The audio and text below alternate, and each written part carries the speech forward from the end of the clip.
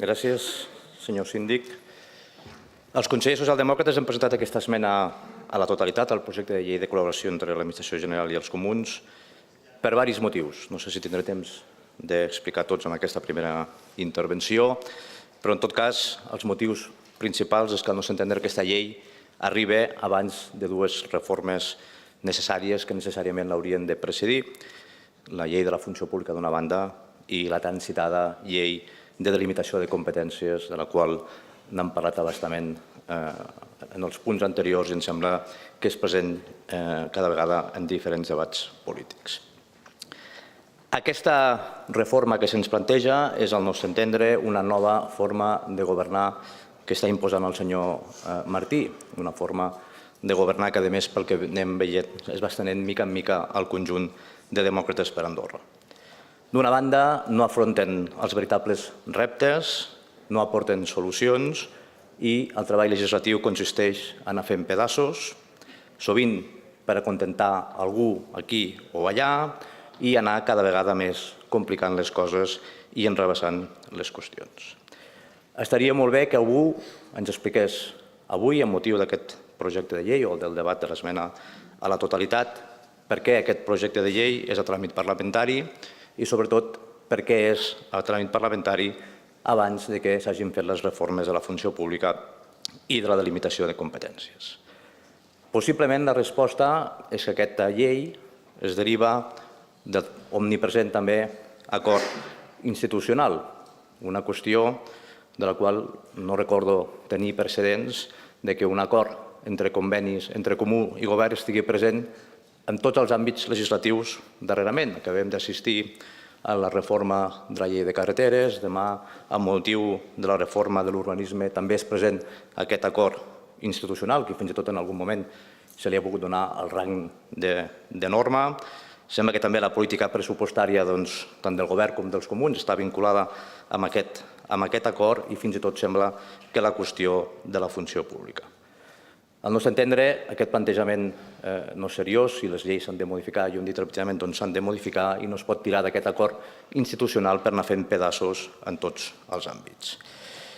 Posaré alguns exemples a tot això que estic dient i començaré pel capítol 5, el capítol que parla de la mobilitat de funcionaris, marcant una mica quin sentit té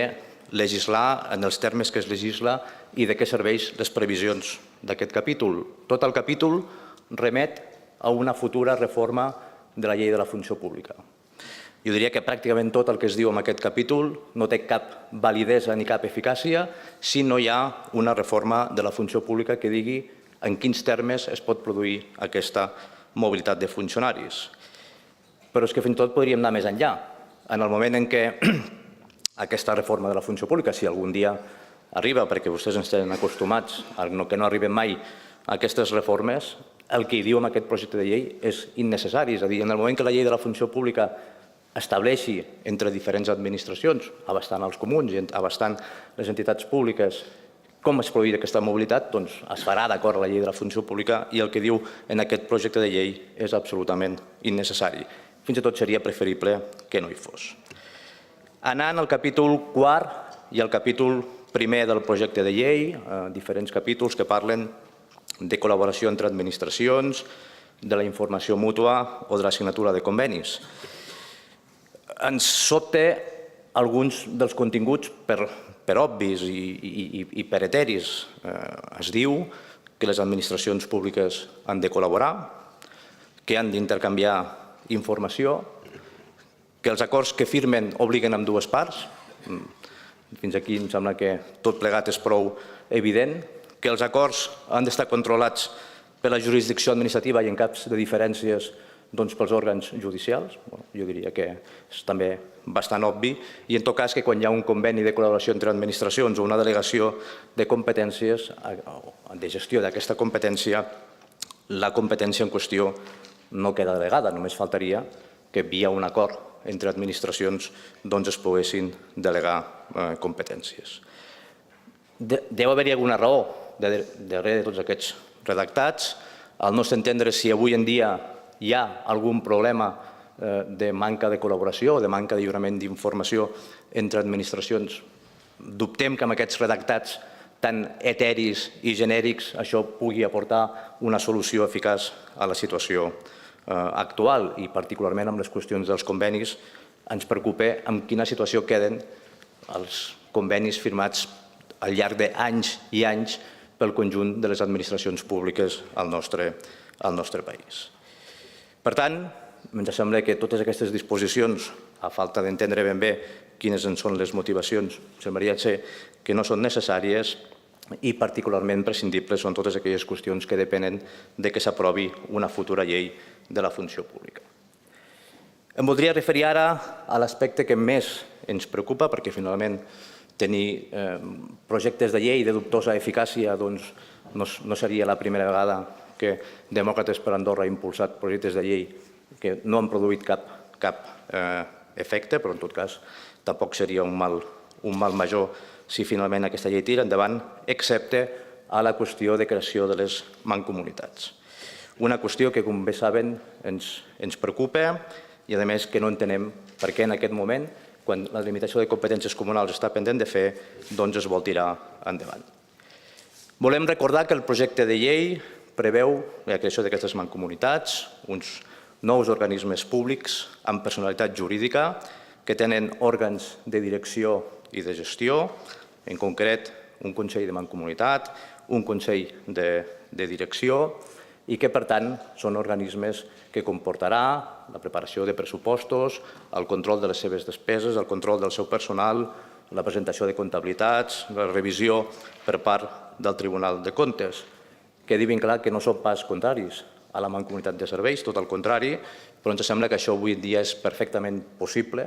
i que els comuns ja ho estan fent amb la signatura de convenis de col·laboració i que, per tant, no ens sembla per res necessària la creació de més organismes públics que, a més, han de proveir de càrrecs tant a nivell dels consells d'administració com dels òrgans de direcció d'aquestes entitats. A més, com deia, ens sembla que fer aquesta revisió abans d'haver endreçat la qüestió de les competències comunals no té cap mena de sentit. Abans d'haver endreçat el que tenim fins ara, anem a crear entre els diferents comuns o entre els comuns i el govern noves entitats públiques. Si s'aprova la llei i un comú crea una mancomunitat sobre una competència que en un futur algun govern, perquè algun govern algun dia afrontarà aquesta reforma, jo dubto, senyor Martí, vostè s'assenyala amb la mà al pit que ho farà vostè, però fa 6 anys que ens ho va prometent, però algun dia s'haurà de fer aquesta reforma. Si s'ha creat una mancomunitat sobre un servei que posteriorment hauria d'anar al govern, què passaria? Si es transfereix personal des de diferents comuns a aquesta mancomunitat i després amb una reorganització, el dia que arribi aquesta reorganització, s'entén que un funcionament més centralitzat seria més òptim. Què faríem amb aquest personal que forma part d'aquestes mancomunitats? Al nostre entendre, mantenir les actuals 8 administracions comunals funcionant com estan funcionant, amb les actuals duplicitats i disfuncions, és insostenible. A més, entenem que, conegudes aquestes deficiències, aquestes duplicitats i, per tant, aquesta gestió ineficient, és una manca de respecte als ciutadans que paguen els seus impostos i, particularment, com vam veure fa un parell de setmanes, als més febles que estan patint les seves retallades en l'àmbit social. Vostès, ara, a l'espera que ens expliquin, com deia abans, sense endreçar la qüestió de les competències, volen agrejar la situació amb aquesta nova forma legislativa. Nosaltres esperarem que ens expliquin la motivació d'aquest projecte de llei, que a part que sabem que deriva d'aquest acord institucional no en sabem massa cosa, i la nostra sensació és que alguna intenció política hi ha al darrere. Primer, una manera de fer que cada vegada més se'ls està cronificant, és a dir, la manca de visió a llarg termini, la improvisació, els acords, l'acord institucional com a gran eix de la seva actuació política i aquests compromisos amb els comuns, que ara jo et dono per aquí, tu em dones per allà, i hem d'anar fent diferents qüestions legislatives. Al nostre entendre, també els està faltant una visió d'estat en temes fonamentals i fonamentalment amb la reforma de la llei de competències I miri, a més ens sembla que aquesta voluntat de crear organismes amb nous càrrecs, amb presidents de Consell d'Administració, també té la voluntat de posar en marxa l'oficina de col·locació de demòcrates per Andorra. Altrament, entenem absolutament innecessari que es creïn nous organismes que han de tenir un Consell d'Administració i uns òrgans de direcció. Nosaltres estem preocupats sobre aquesta qüestió. També sabem que a vostès aquesta qüestió no els preocupa, que en un debat com el d'avui es miren els diners, l'eficàcia, la sostenibilitat de les finances públiques amb uns ulls ben diferents amb els que ho feien fa 2 setmanes amb motiu del debat de polítiques socials, que alguns milers d'euros que eren necessaris per tirar algunes reformes proposades fa només uns dies suposaven un greu problema de sostenibilitat a les finances públiques i, en canvi, mantenir l'actual estructura ineficient, crear noves entitats, generar més despesa de funcionament, més òrgans directius, doncs no els suposa cap mena de problema. Ja vaig acabant. Normalment, en un debat d'aquest tipus,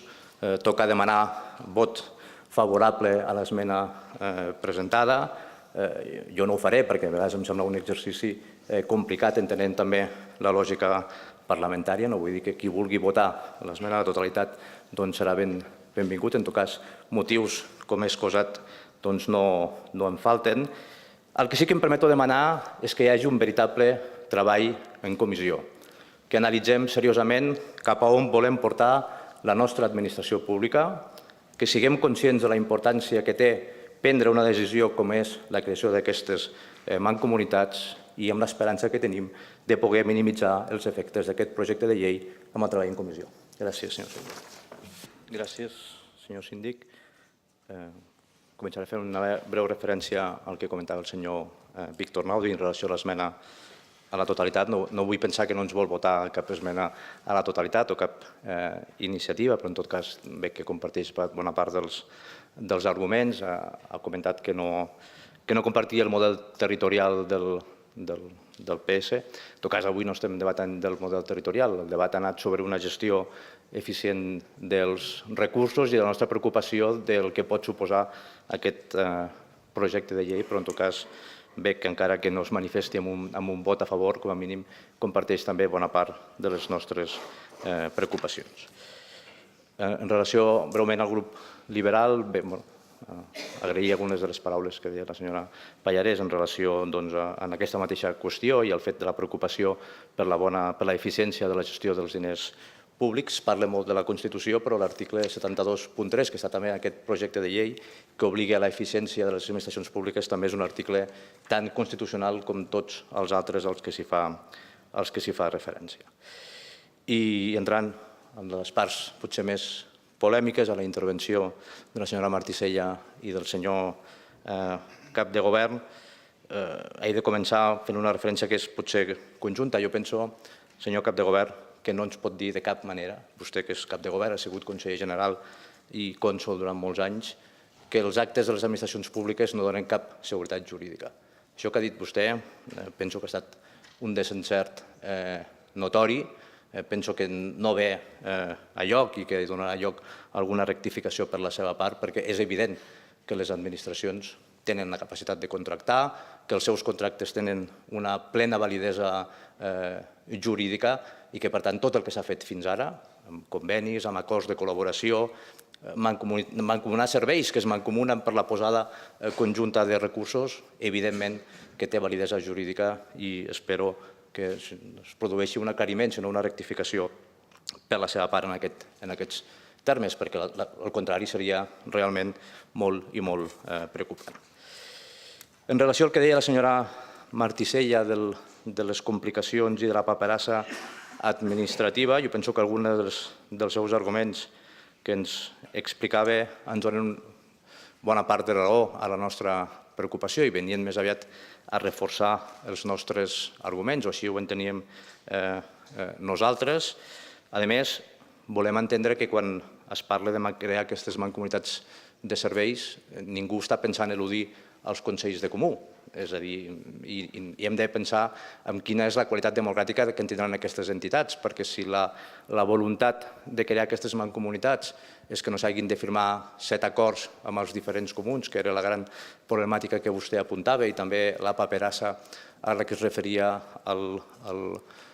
senyor Martí, encara ens preocupa més. Primer perquè, insistim, avui en dia s'estan mancomunant serveis, la creació d'aquests òrgans que poden ser ocupats per actuals membres, però també poden ser nomenades noves persones. Tampoc parla enlloc que les retribucions seran gratuïtes, és a dir, que la feina que facin els membres del comú en aquestes mancomunitats no incrementaran les seves retribucions, però en tot cas aquest tema sí que és un tema important. Si això ha de servir per evitar que passin pels consells de comú, allà on estan representats totes les forces polítiques, els acords, ja sigui de la recollida d'escombraries o de qualsevol gestió de servei públic, a més de la ineficiència econòmica que això suposa i d'aquesta voluntat, que ara me referiré, que feia tan nerviós el cap de govern de poder col·locar o poder donar nous llocs de treball i noves responsabilitats a el que ell ha anomenat els amics, que jo no he dit amic en cap cas, encara ens preocupa més i seria bo que aclarissin en quin paper queden els consells de comú quan creïn aquestes mancomunitats i es derivin les actuacions cap a aquestes mancomunitats. Igual que què passa si un cop s'aprova aquesta llei, una mancomunitat de serveis es constitueix sobre un servei, per exemple la gestió de residus, en la qual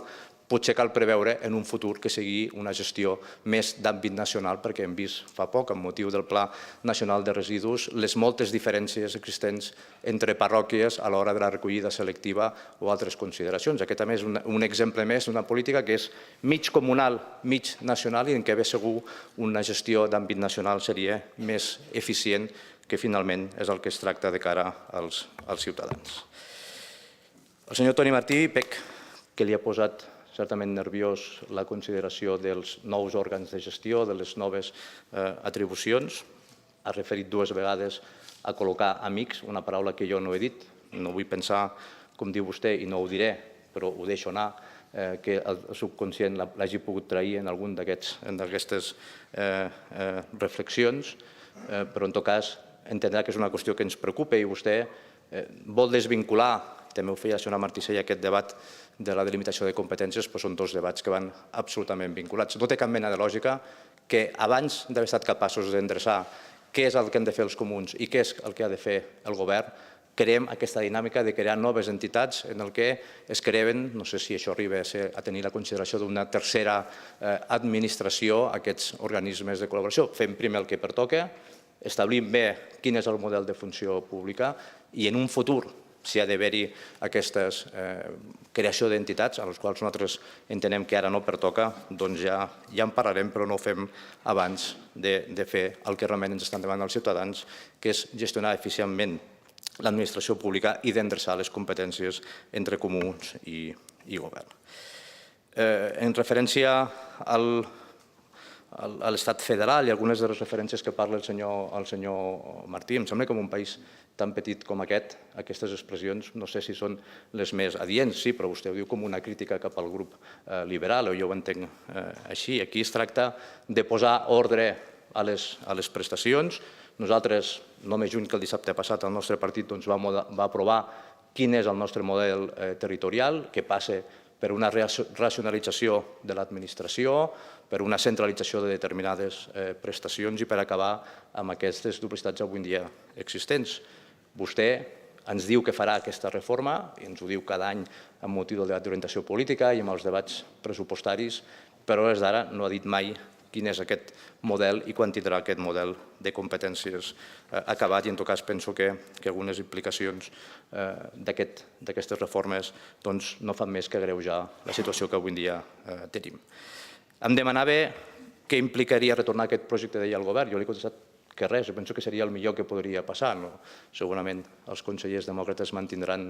la seva disciplina de vot i el text tirarà endavant, però ni la mobilitat de funcionaris, mentre hi hagi com s'ha de fer aquesta mobilitat a la llei de la funció pública, tindrà eficàcia. Totes les qüestions dels convenis i les altres actuacions entre administracions avui en dia són perfectament possibles i, per tant, és una llei de dubtosa eficàcia en molts dels seus àmbits i allà on pot ser eficaç realment ens preocupa, com és la qüestió de la creació de mancomunitats. I finalment, i acabo, he fet una referència a la congelació de transferències, de la qual li reitero que no votarem aquest any com vam fer l'any passat amb motiu del pressupost. Vostè ha parlat dels cònsols que són responsables, no pas com nosaltres. En tot cas, ja ho explicaran els seus ciutadans, que rebutgen uns ingressos que els hi pertoquen per llei, però en tot cas, cada cònsol i cada conseller de comú tindrà els debats pertinents amb aquesta qüestió i correspondrà als seus ciutadans de valorar-ho. Nosaltres el que estem aquí és perquè es compleixin les lleis i si les lleis no funcionen, doncs s'han de modificar i vostè ha de posar fil de l'agulla a la qüestió de les competències de la llei de la funció pública. Gràcies. Sí, gràcies, senyor síndic. Bé, en primer lloc, en relació a la intervenció que feia la senyora Martí Sella, ens segueix preocupant encara més el que diu, és a dir, si el problema són els 7 contractes, tornem a veure una certa voluntat de saltar als consells de comú, tampoc no diu la llei quina composició han de tenir aquestes mancomunitats, quina és la representació que podran tenir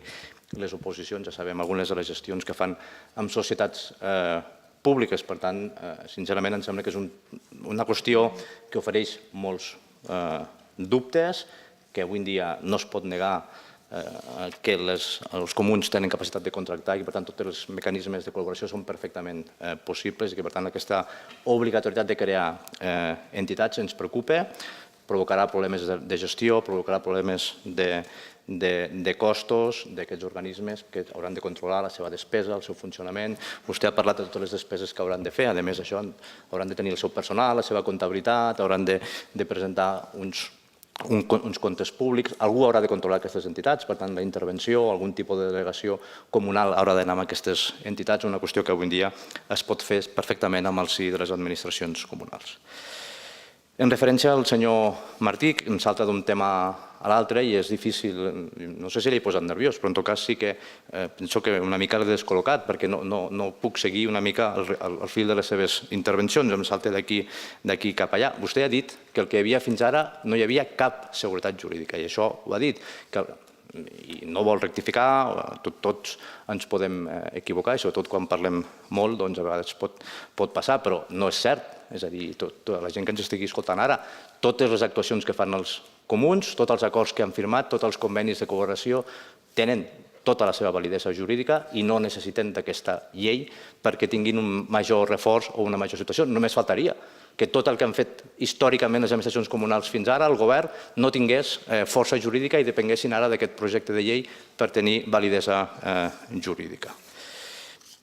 En quant al tema del PS, nosaltres sempre hem estat partidaris de mancomunar. Una cosa és mancomunar i una altra cosa és crear una entitat amb un òrgan de direcció, amb un consell d'administració. Els comuns avui en dia poden mancomunar serveis perfectament i sempre hem sigut partidaris a la mancomunitat. Per tant, els programes del PS, tant a les eleccions generals com a les eleccions comunals, parla de mancomunar serveis i de buscar una millor gestió eficient i, per tant, és normal que la consellera Carmona, a la que es referia, hagi pronunciat en aquests termes. Ara, no a crear noves entitats, de les quals ens preocupa molt la seva qualitat democràtica, el seu funcionament, la seva relació amb els consells de comú, les persones, siguin amics o no amics, que hi haurà al front d'aquestes entitats i, per tant, ja hem manifestat la nostra oposició i ha quedat clar el nostre posicionament. Gràcies, senyor síndic. Gràcies.